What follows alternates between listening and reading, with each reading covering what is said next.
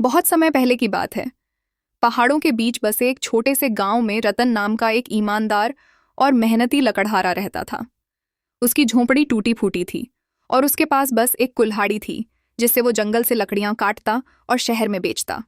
एक दिन जब रतन जंगल से लौट रहा था तो उसने रास्ते में देखा कि एक छोटा सा कछुआ उल्टा पड़ा है।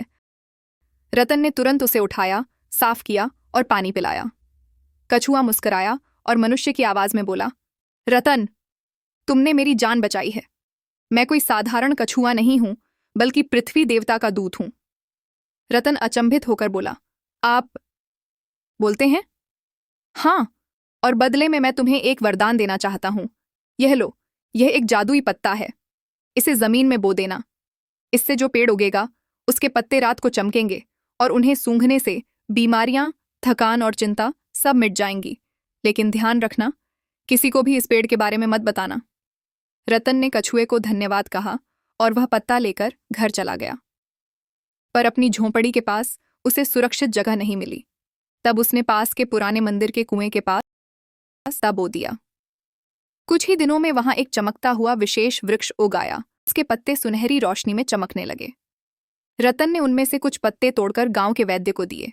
वैद्य ने जब पत्तों को सूंघा तो उसकी वर्षों पुरानी पीठ की दर्द तुरंत ठीक हो गई। गांव में यह खबर फैल गई और लोग पत्तों की मांग करने लगे। रतन सबको मुफ्त में पत्ते देता रहा, लेकिन उसकी दयालुता की कीमत उसे चुकानी पड़ी।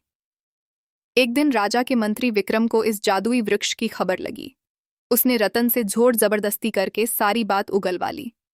राजा ने पेड़ को जब्त कर लिया और रतन को वहां से हटा दिया।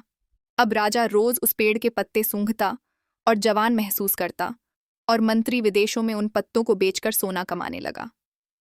रतन दुखी होकर जंगल में बैठा था। तभी वही बोलता हुआ कछुआ फिर प्रकट हुआ। रतन, मैंने तुम्हें चेताया था, लेकिन अब जो हो गया उसका पछतावा मत करो। यह लो, दूसरा बीज लो। आखिरी मौका है। इसे किसी गुप्त और पवित्र जगह पर लगाओ और इस बार इसकी रक्षा खुद करो। रतन ने वह बीज लेकर एक गुप्त गुफा में लगाया, जहां सिर्फ अच्छे और जरूरतमंद लोग ही आ सकते थे। धीरे धीरे वह जगह जादुई उपचार केंद्र बन गई।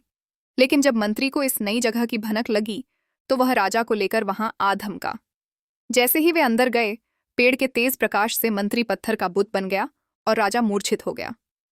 कछुआ प्रकट हुआ और बोला, लालच का यही नतीजा होता है। राजा को होश आने पर उसने रतन से क्षमा मांगी और उसे अपना राज्य सलाहकार बना दिया।